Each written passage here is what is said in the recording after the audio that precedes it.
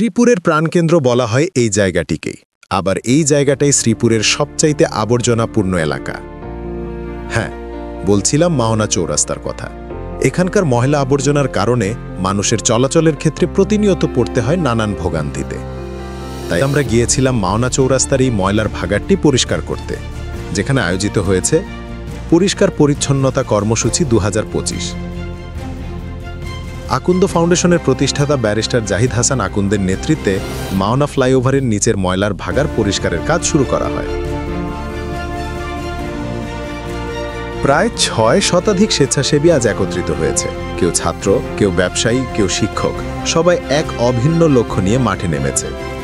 পরিবর্তনের শপথ নিয়ে তারা বলল, আমরা শপথ করছি নিজের শহরকে, নিজের দেশকে রাখব পরিচ্ছন্ন, রাখব সুন্দর। এই দৃশ্য শুধু ময়লা পরিষ্কার নয়, এটা এক মানসিকতার পরিবর্তন, যেখানে তরুণরা প্রমাণ করছে নিজের এলাকাকে ভালোবাসাই সবচেয়ে বড় দেশপ্রেম। এটাই নতুন প্রজন্মের প্রতিজ্ঞা, আগামী প্রজন্মের জন্য একটি পরিচ্ছন্ন, সচেতন, সুন্দর শ্রীপুর গড়ে তোলা। ব্যারিস্টার জাহিদ হাসান আকুন্দ বললেন, যদি আমরা সবাই নিজের চারপাশটা পরিষ্কার রাখি, তাহলে দেশটা নিজেরাই বদলে যাবে।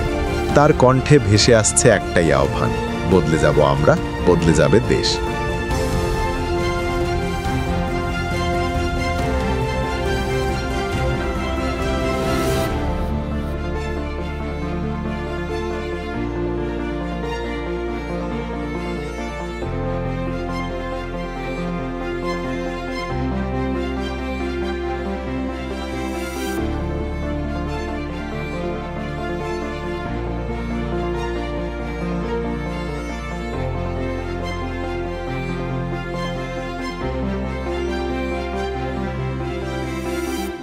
বদলে যাব আমরা, বদলে যাবে দেশ।